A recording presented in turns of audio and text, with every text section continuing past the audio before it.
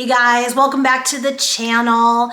I'm so glad that you're here today because I am going to cover the top 10 most recent questions that I have gotten. And I think a lot of these questions are going to resonate with you because if I've gotten these questions from folks, they sent emails and through Facebook and Instagram and on YouTube, you probably have the same question as well. And these are questions that I do see pop up all the time in Facebook groups and Reddit groups and all of that. So trust me, if you have ever thought of these things or asked yourself these questions, you are not alone. So I'm Jules, and if you're new to the channel, welcome. I have lost 50 pounds. I have maintained that loss now for over 2.5 years. I have been on a GLP-1 since September 2022. So I just hit 3 years of being on a GLP-1. I've been on all of them. Started with Ozempic, then Wegovy, then went to compounding tirzepatide, then to Mounjaro, then to Zepbound, and then I'll be shortly going back to Mounjaro. I am on a weekly dose for those of you who asked. This is actually one of the questions. What dose am I on? And I am on a weekly dose of 12.5 milligrams of Zepbound. I do get it through my insurance company. I am covered. I did qualify. I continue to qualify for maintenance journey. And this is one of the questions. So why am I still on it? Because obesity is a chronic and relapsing disease and it doesn't necessarily just go away. So I am on this medication to help maintain my weight. I've done all the things in terms of lifestyle. I continue to refine them and tweak them and try and get better at doing the things that I'm doing. I'm not perfect by any stretch, but you know, I do try to get in resistance training, get in my steps, get a good amount of sleep. I do try to focus on all the things, mitigate stress, all of that. But I also still take my GLP-1 shot because that does help me to keep me where I am. And without it, because I have tried to stretch my shot out to 8, 9, 10 days, and it just doesn't feel right to me. So I maintain a 7-day cycle. There are times when I've done 5 days or 6 days because like that food noise and appetite really start to come back. So I will take it early, but the majority of time I'm taking it every 7 days. Okay, so that was one of the questions. Question 2, why bother with tracking? This is one of the questions I got. Why bother with tracking? Isn't this supposed to happen without all the effort of tracking? Okay. I track. This is coming from me personally. I know tracking for some people can be triggering or frustrating or whatever, and I've done it in the past and didn't like it. But then I came back to tracking because I realized that I needed the data. I needed to figure out like what I'm eating, what's going on, because I was running into a little bit of a stall or I wasn't losing as fast as I wanted to lose. You know, if I'm only losing a 1/4 pound or 1/2 pound and I really wanted to see, can I speed that up a little bit? Am I eating too much? I don't know. Or if you don't track, then you don't necessarily know how much you're eating. And let me tell you, it is so easy to overeat or get too many calories in, and you think you're not. So when I started tracking, I realized that all that dried fruit that I was putting on my salad, that literally added up to like an extra 200-300 calories. Same thing with cheese, same thing with peanut butter, same thing with salad dressing. And these are like really easy things to either eliminate or reduce. So I eliminated the dried fruit. I was like, I don't need that. It's sugar, it's extra calories, and didn't really need it. So I got rid of the dried fruit. That was an easy one, but I wasn't aware until I started tracking. And then it's so easy to be able to manipulate. So if I start to see, even in maintenance, if I start to see my weight go up, I can look back and go, ooh, that cheese is getting a little out of control. Or, hey, I can pull back on how much cheese I'm having and either eliminate it for a couple of nights or reduce it. And the same thing that happened to me with salad dressing. I started putting a lot of salad dressing on my salad, and I realized it was definitely a lot more calories than I needed. So once I started to reduce it, then I saw the weight drop down again. So it's so easy for me. Now, tracking can be really easy, and it's much easier than like a pen and paper. Just get an app. I like to use MyFitnessPal, the free version. And if you're eating meals on repeat, it's just easy. You just swipe it over, copy and paste. Like once you put it in, it becomes really, really effortless. So it should not be arduous. It should not be annoying. And I like to put in everything I'm going to eat and what I plan for the day in the morning, so I know what I'm going to eat. And I kind of stick to about that. I'll be flexible and whatnot, but that's kind of what I like to stick to. And it makes it really, really easy. So that's why I track. Okay, question number, I guess this is number 3 at this point. Why am I not losing if I don't have an appetite? Okay, that's a really good question. So I guess the answer would be, do you know for a fact you're in a calorie deficit? Because that matters. Calories still matter. They still do. Yes, you do need to keep your insulin levels on the lower side and not have constant high insulin running through your bloodstream, because insulin is storage, right? That's the hormone to store. So that matters. Timing matters. But are you tracking? That would be number 1. Do you know if you're in a deficit? How often are you eating?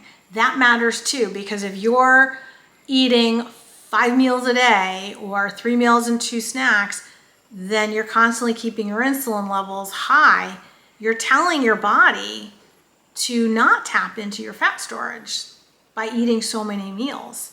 So that could be a factor in why you're not losing. And then the last one I would ask is, what dose are you on? Because if you are at a low dose, you've stayed there for a long time, maybe a couple of months, it worked initially, now it's not, it probably is time to go up and talk to your doctor, your healthcare practitioner, about titrating up in your dose, as long as you're not getting negative side effects. All right, question 4. This is one I hear all the time. Is this a lifetime medication? Do I have to take it for the rest of my life? Well, that was one of the first questions that I asked my doctor back in 2022 when it was suggested to me to go on this. Do I have to take this for the rest of my life? I really don't want to be dependent on a medication. That was my mind at that point in time. And I don't think they really knew then as much as they know now. So this is a nuanced answer. Because obesity and being overweight and having dysregulated hormones and metabolism and all the rest of it, because it's a chronic relapsing disease, most people will need to remain on some sort of dosing schedule for the long term. Similar to having high blood pressure. If you have high blood pressure, you take a medication, it lowers your blood pressure. Just going off the medication after it's lower isn't meaning that it's like resolved and you're cured. Another analogy would be wearing glasses. You don't wear glasses, you're not going to be able to see. So having, when you're taking diabetic medication, so there are certain medications that you will need to remain on long term because it doesn't cure it, it just manages where you're at. For most people, taking this long term is something that you're going to need to be prepared to do, despite doing all the things, right? Even if you're doing all the lifestyle things. especially if you're not doing those lifestyle things, then yeah, it's going to help you to keep your appetite and satiety signaling more normal, keep the food noise down, the cravings down. You're going to be able to make better choices, keep that inflammation at a lower level.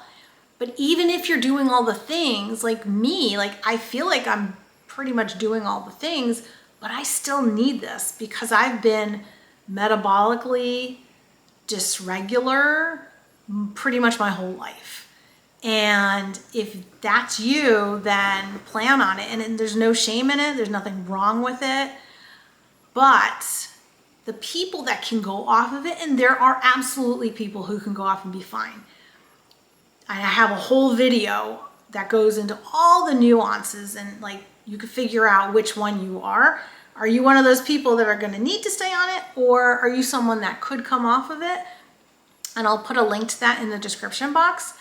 But for the most part, if you're somebody that has been very healthy, you're pretty much your whole life, but there's kind of been a blip in your life where something happened and you put on weight pretty quickly in a short time span, you might be one of those people that can get on a GLP-1. It helps you get the weight off. It helps your metabolic profile to get normal again. And then it'll stay there and you can go off of it. If you're one of those people, great. You can give it a shot. You can try and see if that works for you.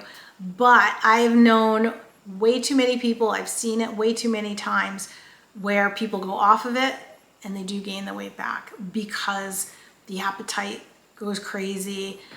They can't help themselves, right? You can't willpower your way into being metabolically healthy all the time. So yes, I'll answer that question. Do you have to take this for life? More than likely to some degree. And that's individual. You have to figure out what that means to you. Some people can take it every 2 weeks. They can reduce their dosage or whatever. For me, I was up to 15 milligrams. I reduced it to 12.5. That's where it's been working for me. Will it stay like that forever? I don't know, maybe I'll change it as I move along in my journey. But right now it's working, so why mess with a good thing? All right, question number 5. Hi, I've been on tirzepatide for 3 months. I've lost 10 pounds. I eat between 70 and 100 grams of protein. I get between 1,200 and 1,500 calories a day. The food noise is gone, but I feel like a failure. Why am I not dropping more, and what am I doing wrong? I do see this quite often, and it kind of breaks my heart that people, you're losing, you're at a great pace, you look like you're doing all the things, you're hitting protein, you're eating a good amount of calories, you're losing weight, you're having a lot of success, but you feel like you're a failure? Like, no, you're not, you're a success. You have to reframe that. Be proud of yourself. Look at all the changes that you're making and the progress that you're making. If you feel like a failure and you're losing weight, that is something that you need to address within yourself because you're not. I mean, I can tell you you're not. Your friends can tell you you're not. The community can go, wow, you're doing great. But you have to internally believe that.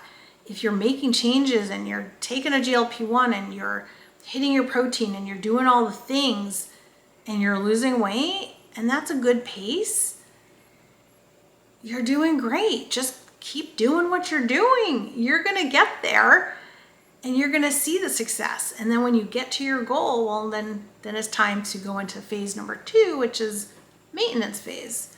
So be proud of yourself, congratulate yourself, and just keep doing what you're doing. Okay, question number 6. Or 7, actually. How do you stay consistent and motivated with working out? I'm just not interested in lifting weight, but I do like walking. Okay, great question. Walking is amazing. I love walking, especially with my weighted vest. That is one of my non-negotiables. I do it every morning. I love it. I combine that with, social media or watching a Netflix show or, scrolling around or whatever. So I'm always doing something while I'm walking. How do I stay motivated and consistent? Well, I have always worked out pretty much my whole life. So that's something that's been in my background. But I haven't always been consistent, I will admit. There are definitely times in my life, throughout my life, where it's kind of waxed and waned. I've looked at working out in a negative way as well. So what's turned me around most recently is to look at working out, resistance training, or lifting weights as not a weight loss tool. It is not something I have to do. It is something that I choose to do. It is something that when I do it, I focus on how it makes me feel mentally, and I feel strong and I feel good, and it makes me feel accomplished. So I don't focus on it as a method to lose weight as I did in the past. If you look at doing, lifting weights, resistance training only as a way to lose weight, you're probably not going to stay consistent and you're probably going to fall off. I know I did in the past. Or walking or any of it. If you look at it only through that lens of I need to do this or I have to do this in order to lose weight, it's like punishment at that point. And that's what I used to do in the past. I used to punish myself by like making myself run or making myself walk or making myself lift weights. I don't make myself do it. I do it because I know it's keeping me healthy. In that moment, I am getting healthier. I'm feeling. So I focus on how it's making me feel. And I know that it's making my body healthier. So that's what keeps me motivated. That's what keeps me consistent, because I want to feel good today, and it's setting me up long term to have a better metabolism, have better glucose control, have better blood sugar control, keep myself insulin sensitive. It creates more bone density. And the last thing I want to do when I'm older is to fall down and break something. I want to be able to, if I fall down or trip or whatever, I want to be able to catch myself.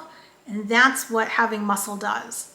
Better bone density, better reflexes, better strength today and when you get older. So those are the things that I focus on. That keeps me motivated and it keeps me very consistent. I work out 5 days a week. I do strength training and I walk every single day. So I get in activity because I know that it is the most healthy thing, mentally first and emotionally, and then physically comes later. But I never look at it as a weight loss tool ever. And I'm not going to do that ever again. All right, next question. What are your thoughts on intermittent fasting with the GLP-1? I'm so confused. There's so much conflicting information on social media. And if you do intermittent fasting, what is the timing of your meals? Great question. I am a huge advocate of intermittent fasting. My doctor was actually the first one to bring it up to me. And I will admit, I didn't want to do it because I didn't know how to do it when I first started. And my doctor said, all right, instead of having breakfast, try to push your meal off until 10 o'clock. That was really hard for me in the beginning. So here's the thing. I'm going to just do a real, probably do a whole video on intermittent fasting, but I'll just give it the quick down and dirty. We are meant to fast as human beings. That's how we evolved, and we're not that far away from it. So it is actually super healthy for us to go long periods of time without eating. And what that does, it brings our insulin levels down. It makes us more insulin sensitive. If you're on a GLP-1, chances are you're insulin resistant. If you are pre-diabetic, diabetic, it takes 10, 15 years to become diabetic. And on that road, on that journey, your insulin levels are high. So even if your A1C, your hemoglobin A1C gets measured and you're normal, your blood glucose is normal levels, have them do your insulin levels, because that number could be high, which means that you're constantly having insulin floating in your system. Insulin's the fat storage, and you're not going to tap in to utilizing the fat as energy. So intermittent fasting is a great tool It's a fantastic tool to pair with the GLP-1 to get results and get the fat loss or get better fat loss or get more fat loss. So I would advise starting with a 12-12. That means a window where you're not eating for 12 hours and then you can eat for 12, and then try to narrow that window down. The more you have to lose, the more fasting to do, the better your results are going to be. So for me personally, I did a 12-12, then I slowly narrowed that window down to the point where I was in a window of eating for 6 hours. That was my window of eating. And I would generally eat 2 meals and sometimes a snack. And it taught me a lot. It taught me about my hunger and my appetite signaling and my satiety signaling. I also got to learn that I can be hungry and it'll pass. And it's okay. It's okay to be hungry and it's okay not to eat. You don't have to eat every single time you get hungry. And especially when, let's say you're traveling, you're in an airport and there's like no good food to eat, or wherever you might be. I have chosen not to eat at all because I don't want to eat junk food. I would rather just not eat than eat really crappy food. And it's okay and it's healthy, and I don't do it all the time, but it's good for you. And you can even go into longer fasts, which I could get into in a longer video. But I am a huge advocate of intermittent fasting or time restricted eating. I think it's super healthy. I think naturally thin people I think they do that naturally without even thinking about it. I know that my husband is one example of somebody who does that. He will just not eat for long stretches of time. Just naturally he does that. And I think that is one of the components on why he is so able to stay lean without really thinking about it at all. All right, so let's see. The next question is, what is my opinion on diet drinks? Okay, well, I think they're way better than sugar drinks or sodas with sugar in them or anything like that. So they're definitely a step up from that. So if you are still drinking regular sodas or orange juice or sugar drinks or any fruit juice or whatever, stop drinking. Stop drinking your calories. You can move over to diet drinks. I think that is a much better choice. My experience with diet drinks, I used to drink a lot of them in my 20s. And just like all the bubbles and the carbonation, they didn't really sit too well with me. And I personally feel like, especially if you overdo them, which I did, I mean, I literally was probably drinking 6 to 8 cans of diet soda in a day. That is way too much.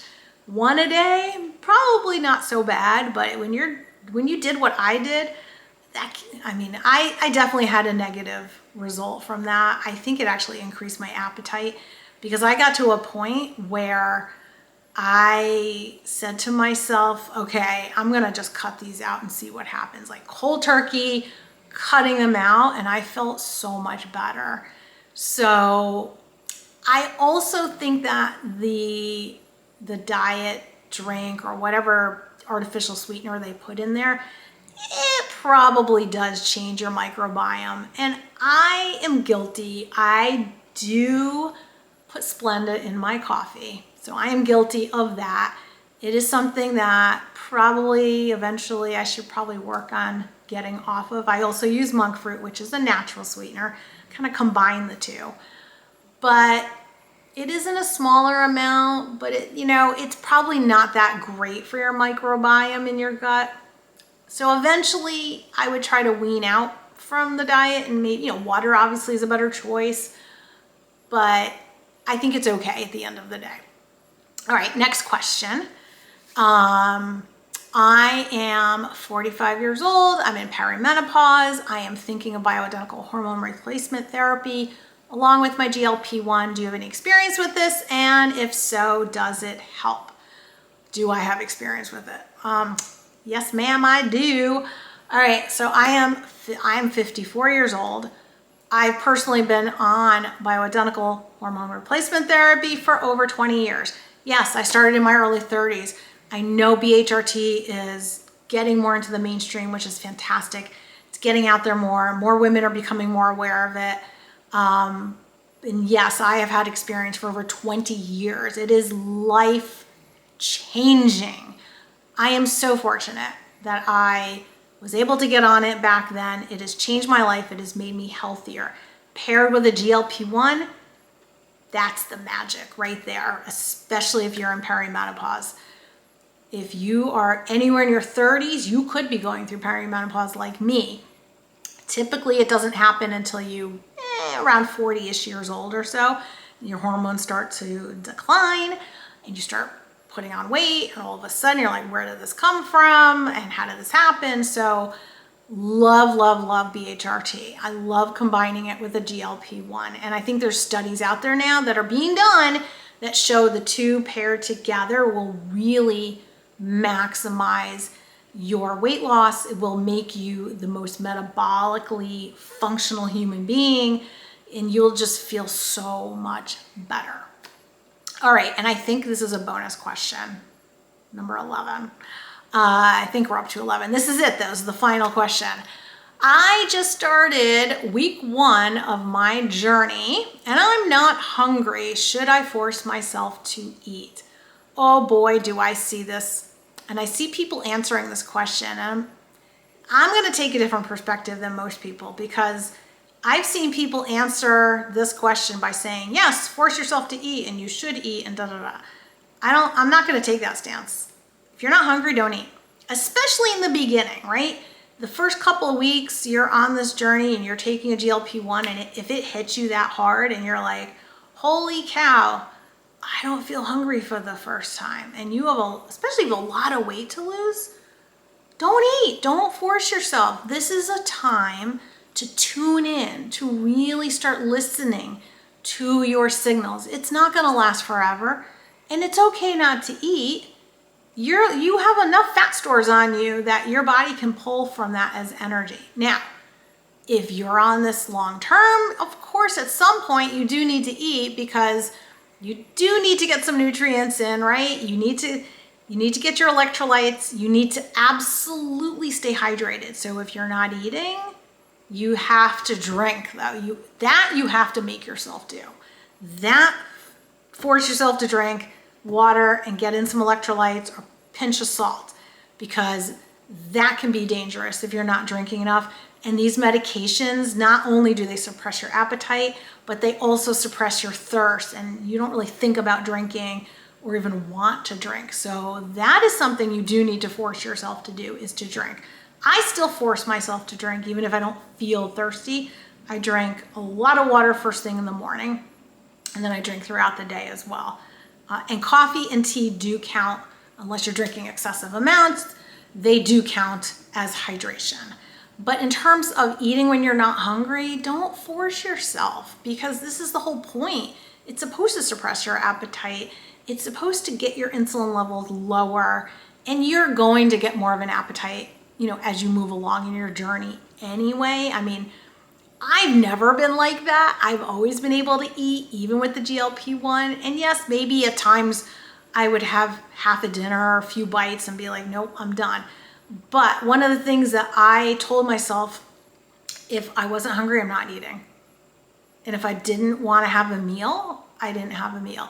There were times when I just wasn't hungry for dinner, so I skipped dinner. And I was fine. I survived. I'm okay. You'll survive. You don't have to eat every single meal all the time. Yes, should you hit your target protein and fiber? Of course. You do need to try and hit it, but only when you're hungry. When you're hungry, those are the things you want to focus on. I've seen people, when they do get hungry, they choose, processed foods, crackers, breads, and things that aren't really going to nourish themselves. That's where the problem is. Protein centric first, get in your vegetables for fiber. Those are the choices. When you are hungry, make the right choices to nourish your body. but don't force yourself. So that is my opinion. Obviously talk to your doctor about it and find out what their thoughts are, but that's my opinion. And it's worked for me, and I've seen it work for other people. And again, I think this is a time you have to relearn your signals. So I just wouldn't force it. So I know that a lot of these questions, they're tough questions, they're tough answers. And some of these, this is from my personal experience. I'm not going to tell you what I think you want to hear. I'm going to tell you my experience, my opinions, and sometimes it's not what you want to hear, but what you need to hear to keep you going in your journey, to help make you successful. Because that's at the end of the day, I want to see you lose weight. I want to see you be happier. I want to see you feel good in your body and feel more energetic and do things that you didn't think were possible for you to do. I've been a coach. I've been a trainer. I've managed people. I've led people in all different aspects of my career. And that has always been kind of the center of whatever you're doing, whether you're an employee or working, or I'm coaching you, or you're an athlete. I love to see people exceed their expectations. I love seeing people reach different goals that they never thought were possible. So that is my goal for this channel, is to really open your eyes up and make you realize you can be more than you think. You can achieve goals. You can get your dream body. You can get fit. You can get well, you can be healthy, you can live a long, amazing life. You don't have to be stuck where you are. So that is kind of the whole premise of this. GLP-1s are an amazing tool to help you to restore your health and pair with all of these different things. When you start prioritizing protein and building muscle and strength and moving on a daily basis, and drinking your water and getting your sleep and all the good things, you're gonna see the most amazing results. Drop a comment, let me know, where are you at in your journey right now? Are you having any challenges or issues? Leave a question. We can all try and answer those questions as well. And this, again, this is not a short term, this is a long journey. And I'm with you for the journey, and I see you, and I know you're gonna be successful. So if you like this video, please give it a thumbs up. It helps me out and it helps the channel out. Subscribe and hit the alarm button if you wanna know when the next video is coming. I will see you in the next one. Stay strong.